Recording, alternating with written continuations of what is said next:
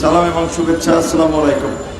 অনেকক্ষণ হয়ে গেছে, আমাদের অনেক নেতৃবৃন্দ বক্তব্য রেখেছেন। রোদ্রে অনেকে দাঁড়াতে পারছেন না, আশেপাশে বিল্ডিংয়ের নিচে কিংবা এখানে সেখানে দাঁড়াচ্ছেন, কষ্ট করছেন। আপনাদেরকে ধন্যবাদ জানাই। আজকে আমাদের যে দাবি, আমাদের ব্যানারে স্পষ্টভাবেই লেখা আছে, দেশের গণতান্ত্রিক ব্যবস্থা ধ্বংস করে ফ্যাসিবাদ কায়েম, ক্ষমতা এসেই সামরিক বাহিনীকে পঙ্গু করার জন্য ভারতীয় নীল নকশায় পিলখানায় সেনা হত্যাকাণ্ড 2014 সালের 2013 সালের 5ই মে শাপলা চত্বরে আলেম ওলামাদেরকে হত্যা এবং 2024 সালে ছাত্র জনতার শান্তিপূর্ণ আন্দোলনে নির্বিচারে গণহত্যা চালিয়ে তারা যে ফ্যাসিবাদকে দীর্ঘস্থায়ী করতে চেয়েছিল, এই গণহত্যার সাথে যারা জড়িত তার মূল পরিকল্পনাকারী, মূল নির্দেশদাতা, মূল মাস্টার মাইন্ড ছিলেন ফ্যাসিস্ট সরকারের প্রধান শেখ হাসিনা।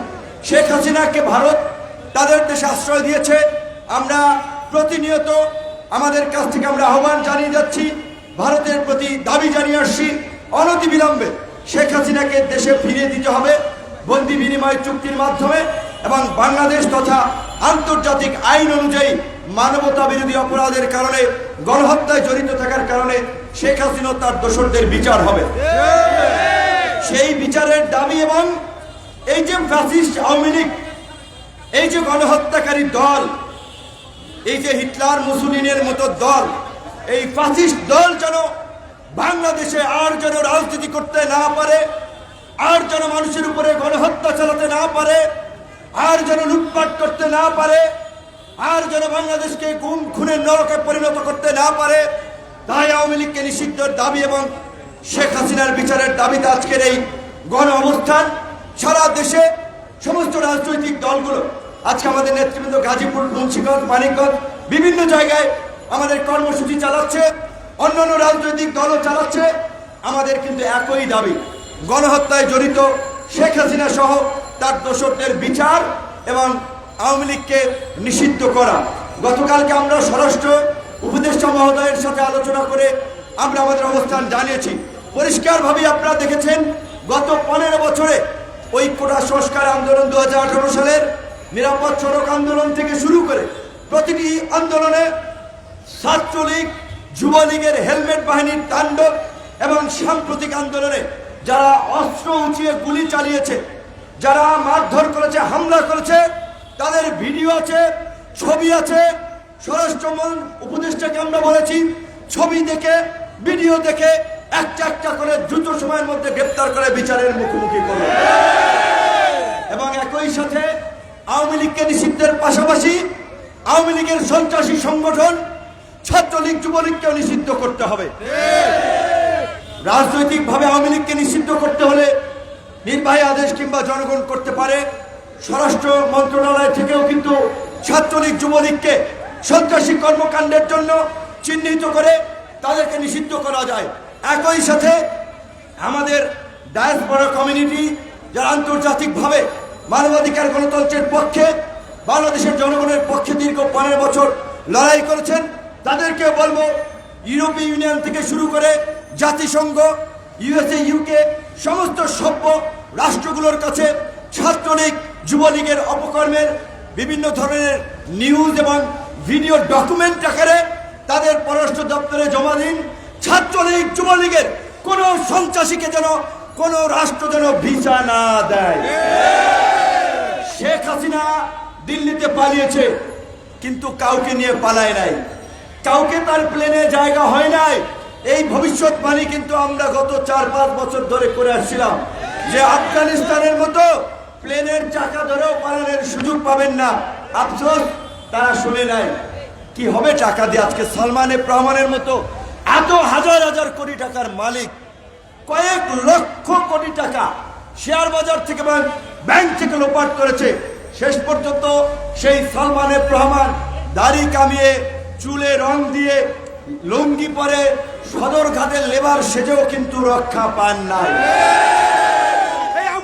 সন্ত্রাসীরা হুঁশিয়ার সাবধান, শেখ হাসিনার সন্ত্রাসীরা হুঁশিয়ার সাবধান, আওয়ামী লীগের সন্ত্রাসীরা হুঁশিয়ার সাবধান, এই বিপিনুর ভয় নাই, রাজপথ ছাড়ি নাই, এই রাজপথ ছাড়ি নাই, বিপিনুর ভয় নাই। প্রমাণ পায় নাই, দুটো দুর্দান্ত প্রতাপশালী আইনমন্ত্রী পায় নাই, ডিজিটাল ক্র্যাকডাউন চালানো জুনায়েদ আহমেদ পলকরা পায় নাই, কেউ রেহাই পাবে না।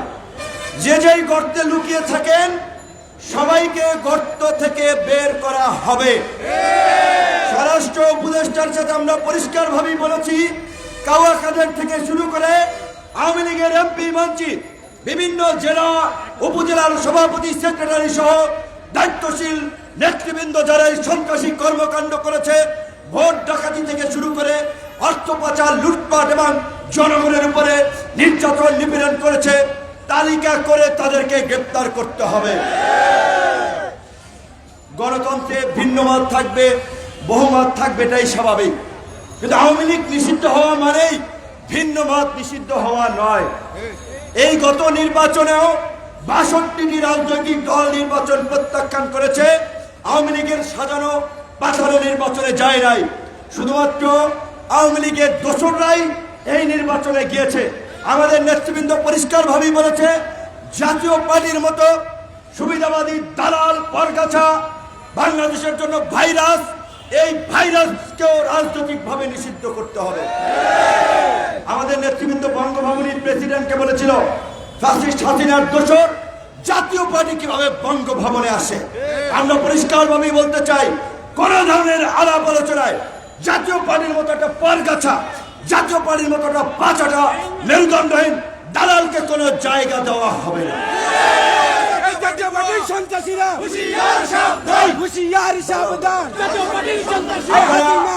আমাদের শিক্ষিত ছাত্র যুবক তরুণ বন্ধুরা বক্তব্য দিচ্ছেন, টকশো করছেন, অনেক কথা বলছেন। কিছু কথা আপনাদেরকে একটু ওই কথার গ্রাউন্ড বুঝতে হবে এবং সেই অনুযায়ী কথা বলতে হবে। এই যে সালমান এফ রহমান কিংবা আনিসুল হকদেরকে গ্রেপ্তার করা হচ্ছে, ধানমন্ডি একটি হত্যাকাণ্ড। ধানমন্ডির এরকম হত্যাকাণ্ড মানে অদৃশ্য কিংবা প্রমাণ নাই, এই সমস্ত মামলায় তাদেরকে কিন্তু সাজা দেওয়া ডিফিকাল্ট হবে। তখন কিন্তু আইনের ফাঁক ফোকর দিয়ে তারা বেরিয়ে যাবে।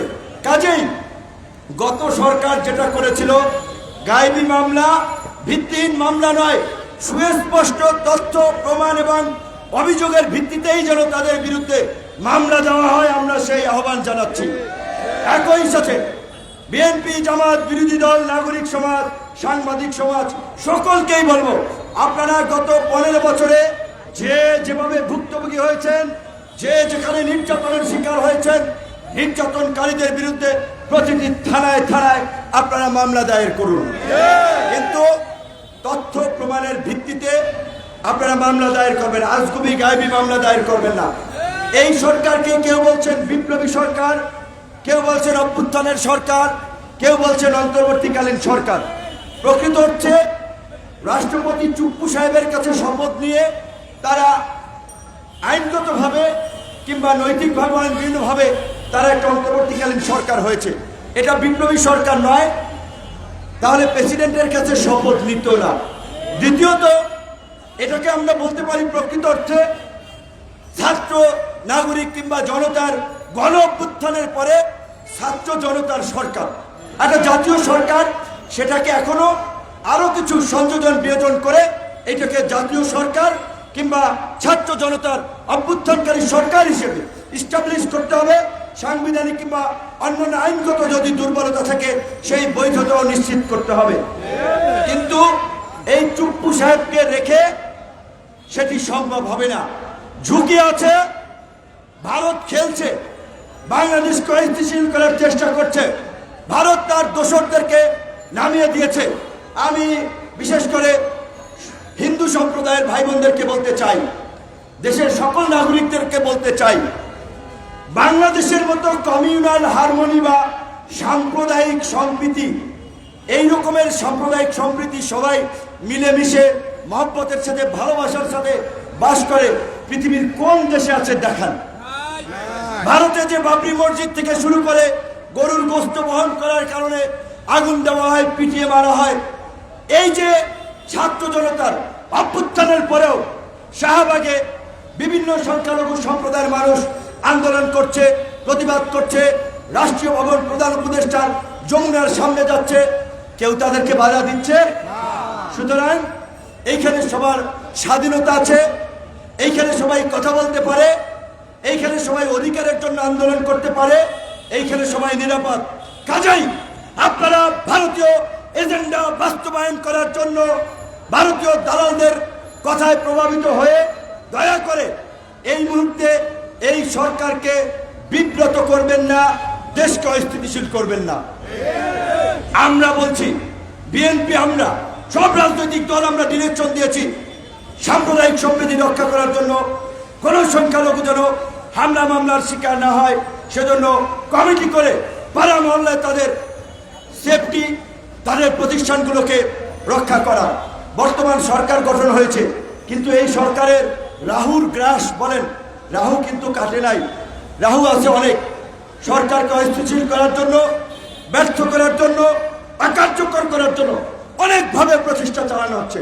আপনাদের ভুলে গেলে চলবে না, গত 15 বছরে পুরো প্রশাসনকে শেখ হাসিনা তার চাটুকার, দালাল, দুর্নীতিবাজ, নৈতিকভাবে বিচ্যুত তাদেরকে দিয়ে প্রশাসন সাজিয়েছে। থানায় পুলিশ এখনো অনেক জায়গায়, থানা জেলা অনেক জায়গায় কর্মস্থলে যোগ দেয় নাই। ওই যে আওয়ামী লীগের চাটুকার, দালাল, দুর্বৃত্তরা পুলিশকে ভুল বোঝাচ্ছে, ডিমোটিভেট করছে, তোমরা যাইও না, তোমরা তোমাদের নিরাপত্তা নাই। কিন্তু আমরা পরিষ্কার ভাবি, আপনাদের এইখান থেকেও আমরা যেহেতু যুগপৎ আন্দোলন করেছি, রাজনৈতিকভাবে সমস্ত বিরোধী দলকে নিয়ে রাষ্ট্র মেরামতের রূপরেখা থেকে শুরু করে অন্তর্বর্তীকালীন সরকারকে সহযোগিতা করছি। সমস্ত রাজনৈতিক দলের নেতা কর্মীদের উদ্দেশ্যে বলবো, আপনারা প্রত্যেক দলের পক্ষ থেকে ইউনো, ওসি, ডিসি, এসপি তাদের সাথে মিটিং করে তাদেরকে আমাদের এই আহ্বান পৌঁছে দিবেন। আমাদের জাতীয় নেতৃবৃন্দ, আমাদের নেতৃবৃন্দ দিক নির্দেশনা দিয়েছে আর আইন শৃঙ্খলা পরিস্থিতি স্বাভাবিক করতে আপনাদেরকে সহযোগিতা করার জন্য। আপনারা ওসি, ইউনো, ডিসিএসপি তাদেরকে আস্থায় নিয়ে আসুন, তাদেরকে মনোবল বৃদ্ধি করুন। কারণ স্বাভাবিকভাবেই যে পরিস্থিতি হয়েছে এবং এখনো একটি দুষ্কৃতিকারী গ্রুপ যারা একটা অস্থিতিশীল পরিস্থিতি তৈরি করার চেষ্টা করছে, তাতে প্রশাসনের অনেকেরই হয়তো মনোবল কিছুটা ভেঙেছে।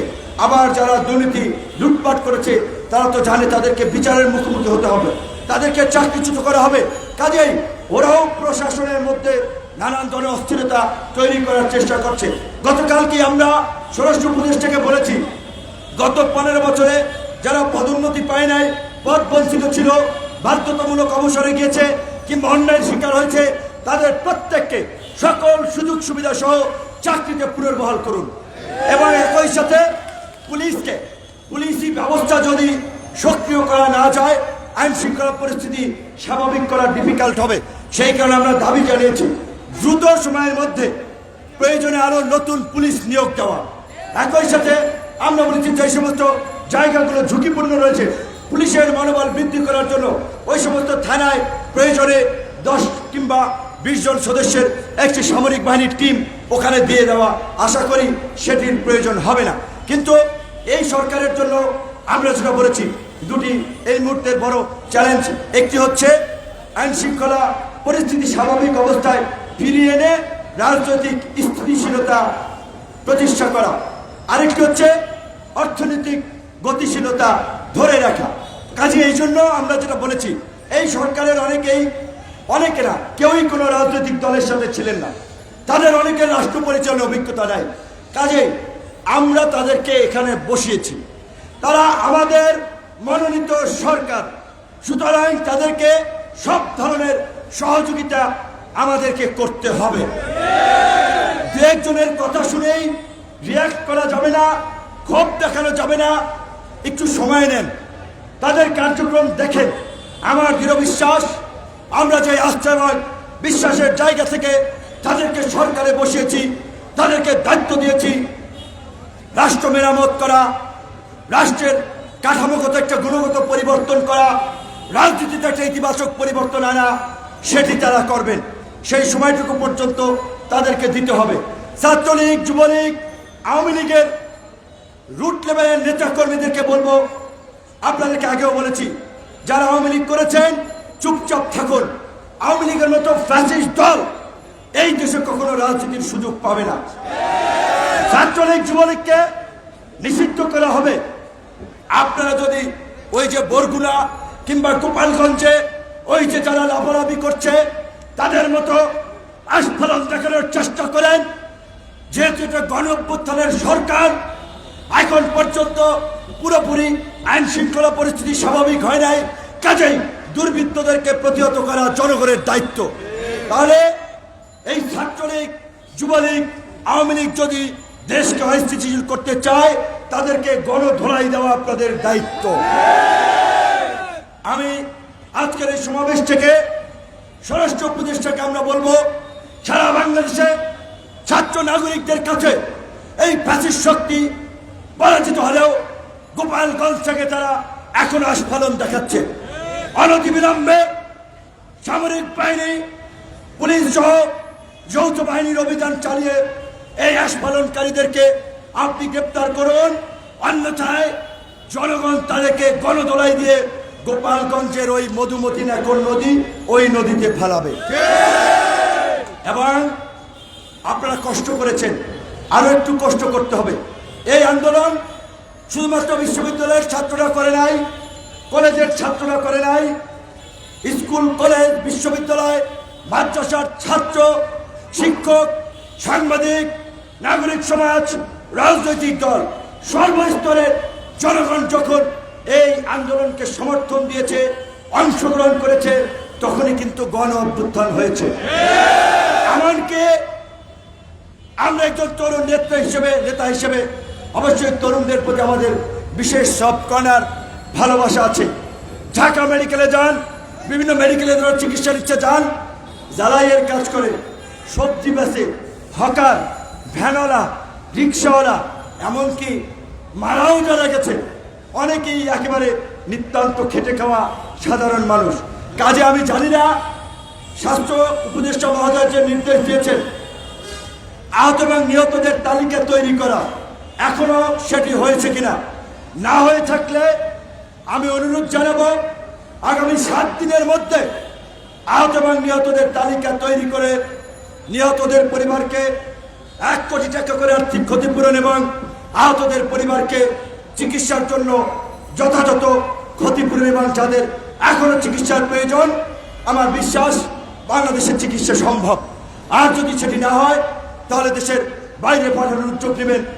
আজকের যে বাংলাদেশের এই বিপ্লব, গণ অভ্যুত্থান পরবর্তী পরিস্থিতি, এই পরিস্থিতিতে আমাদের বিশ্রাম নেওয়ার, সন্তুষ্টির ঢেকুর তোলার সুযোগ নাই যতক্ষণ পর্যন্ত না একটি নতুন রাজনৈতিক বন্দোবস্ত, নতুন সংবিধান, একটি নতুন রাজনীতি প্রতিষ্ঠা না হয়। কাজেই পাড়া মহল্লায় আপনারা মানুষকে আন্দোলনের মতোই রাজনৈতিকভাবে সচেতন করতে হবে এবং যারা এই অভ্যুত্থানের সুযোগ নিয়ে ইতিমধ্যেই নব্য দখলদারের ভূমিকায় অবতীর্ণ হয়েছে, মানুষের গরু নিয়ে যাচ্ছে, মানুষের পুকুর ঘের থেকে মাছ নিয়ে যাচ্ছে, মানুষের ঘরবাড়ি দখল করছে, জমি দখল করছে, এক সাইনবোর্ড পাল্টাইয়া আর এক সাইনবোর্ড দিচ্ছে। সে যেই দলের হোক, যত বড় নেতা হোক, সবাই মিলে এই নব্য দখলদারদেরকেও আওয়ামী দখলদারদের মতো পরাজিত করতে হবে। যেহেতু আমাদের নেতৃবৃন্দ বলেছে আপনারা কষ্ট করেছেন, আরেকটু কষ্ট করার জন্য বলেছে যে একটি গণ অবস্থান পরবর্তী একটি সংক্ষিপ্ত গণমিছিল কর্মসূচির, সেই মিছিল আমরা এখন অল্প সময়ের জন্য করে আমাদের প্রোগ্রাম শেষ করতে চাই। আমরা যেটা বলেছি, আমাদের স্লোগান লাস্ট প্রোগ্রামে কিন্তু আমরা বলেছিলাম, রাজনৈতিক দলীয় স্লোগানের চেয়ে এখন আমাদের দরকার জাতীয় ঐক্য, জাতীয় সংহতি এবং সম্প্রীতি। তাই আমাদের এখনকার স্লোগান হচ্ছে সবার আগে বাংলাদেশ, সবাই মিলে গর্ব দেশ। সবার আগে বাংলাদেশ, সবাই মিলে গর্ব দেশ। সবার আগে বাংলাদেশ, সবাই মিলে গর্ব দেশ। জনতার অধিকার, আমাদের অঙ্গীকার। দেশ হবে জনতার, আমাদের অঙ্গীকার। দেশ হবে জনতার, জনতার অধিকার, আমাদের অঙ্গীকার। সবার আগে বাংলাদেশ, সবাই মিলে গর্ব দেশ। দেশ করতে অর্থনীতির চাকাকে সচল করার জন্য প্রবাসী ভাইদের বিশেষ সহযোগিতা প্রয়োজন। কাজেই আপনারা বৈধ পথে রেমিটেন্স পাঠাবেন। আপনার এলাকার যে শিল্প কারখানাগুলো, সেটা যার শিল্প কারখানা হোক, সেটি যেন আক্রান্ত না হয়। আপনারা শিল্প কারখানার মালিককে সহযোগিতা করবেন। কেউ যদি অপরাধ করে থাকে আইনগতভাবে তার বিচার হবে, কিন্তু কোনো মিল কারখানায় হামলা করা, মালিক পক্ষকে বের করে দেওয়া, এই ধরনের দুর্বৃত্তপনা করার অধিকার কারো নাই। আসসালামু আলাইকুম।